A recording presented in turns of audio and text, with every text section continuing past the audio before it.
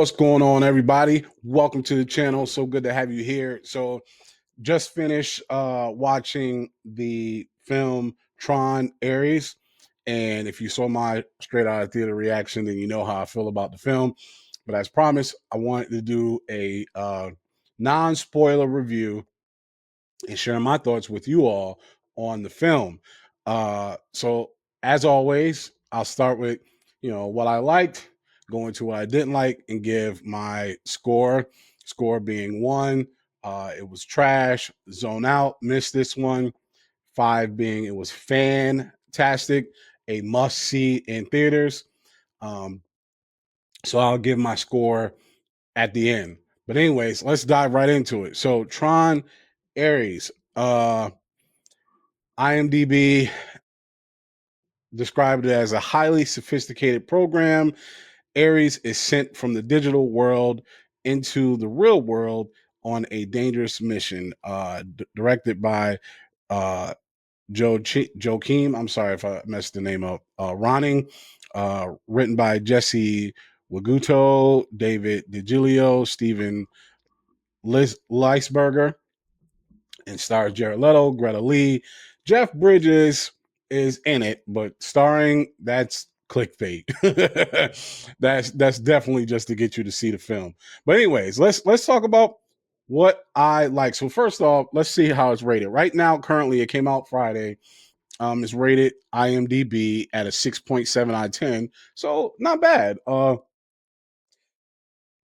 Pretty much says it's a good film, or better than average. Average would be 5, so I would say at 6.7, better than average, and pretty good. Rotten Tomatoes currently has that at 56%. But let's talk about what I think of the film. So first off, let's start with the cast. Greta Lee as Eve was great. Evan Peters as Julian Dillinger um, was good, and yeah, he was good. My favorite was actually Jodie Turner Smith as Athena. She was dope. She was dope. She was very intimidating and was a great offset of Jared Leto's character. I thought when the two of them together, they were great, but she definitely was the perfect match to him in the film, and I really enjoyed her. I enjoy Evan Peters as well, but as this tech overzealous um, person, I thought he played the character pretty good. When it comes down to um, historical or bad guys that will go down in history, he won't be one of them. But I thought he fit the character. I thought he played the character that was written for him well. And to circle back on Jared Leto, I really liked him. I thought the acting choices that he picked as Ares was really good. I thought what he did was matching the story, was matching what was needed. He was believable as a program. Um, and his demeanor and the choices that he made sense, and it fit the film. Now, this film is a spectacle and you got to see it in theaters. The visuals are fantastic, and Tron came out, shoot, when did Tron come out? The first one, 82. Tron 82 came out. Tron came out in 82, and the special effects back then were good. And then you have Tron Legacy in 2010, and those special effects were good. And then you have, of course, Tron Ares, which takes it up a notch 15 years later. So it is a spectacle. The action scenes, the visuals in this film are are great. One thing I remember thinking while watching the film is I remember as a kid seeing Tron, because yeah, I saw Tron in the theaters, the very first one. And by the way, if you haven't figured it out, I am a Tron fan, so I understand um, my feelings for this movie. It probably comes with a little bit of bias, but I don't care because I am a Tron fan. But if it was whack, I would call it out. But anyways, I saw Tron in the 80s and in theaters, and I remember the exhilarating feeling I had when seeing the cycles for the first time on screen and the big ships within the grid and all that stuff. And I remember how exciting it was to see. And watching this film, I got that same feeling back because seeing the Tron grid stuff in real life on Earth was off the hook. The way they shot the cycle scene in this film brought that feeling back that I had when I saw Tron initially in the 80s. Like I was like, yo, this is dope. Oh, that's crazy. So the cinematography and how they shot that scene. Matter of fact, anytime they brought the grid into the real world, those scenes were fantastic. Another thing I liked about this film is that it doesn't rely, it's not a nostalgia fest. There are definitely elements from the first movie, from Tron to Tron Legacy, that are in this movie, but they don't rely on let's show everything people love about Tron so they'll love this movie. It's its own film.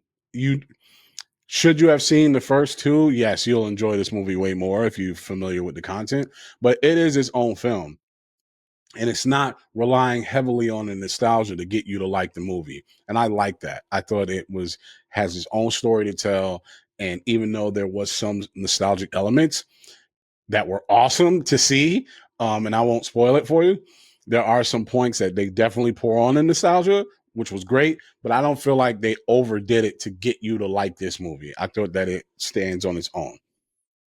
Okay. Um, and last thing I'm gonna say about what I liked about this movie is the score. You got to see this again in theaters because I saw it in Dolby, and that Nine Inch Nails score rocks you. Like from the moment the film starts, I was like, oh, like head banging. Like the person next to me was like, yo, this dude's bugging. And it's like it makes you feel the film, like you're in it. So kudos to whoever decided let's bring in the Nine Inch Nails, Trent Reznor and team and squad to do this soundtrack because it was great. It was great. I was in it. It keeps you in the movie. All right. So what didn't I like? It is a spectacle, and because it's a spectacle, it looks like they decide to lean more on the spectacle side of things versus the story. The story seems a little rushed. There are a few things that I wish they would have kind of spent a little more time on. Uh, Aries' story in particular. I don't want to spoil it, but some of the transitions in the film and the characters' story arcs seemed rushed, and I feel like they pour on the spectacle and dial back the story. I think the story suffers from the spectacle element of the film, not to the point where it's not enjoyable, not to me. But if I had to pick a flaw, that would be it. Um, I felt some characters were good, but not used well, or not. Let me take that back. I won't say not used well, but I you wish you could have seen more of. You know what? Who I need to call out? Gillian Anderson. She was great as Elizabeth Dillinger, uh, Evan Peters' character. She was great in this. By the way, I meant to call that out. But the cast is really good, and I do feel like some of the character story suffer from the spectacle element. But outside of that, I think that was my only complaint. My only complaint was, like, oh man, I wish I would have seen more of that. I wish I would have saw more of this. Jared Leto, in particular, Aries' story, I think should have been vetted out a little more, and we should have been able to spend a little more time with him because he was like I said, Jared Leto was great in the film, and so you want to see more of some of the stuff he was doing.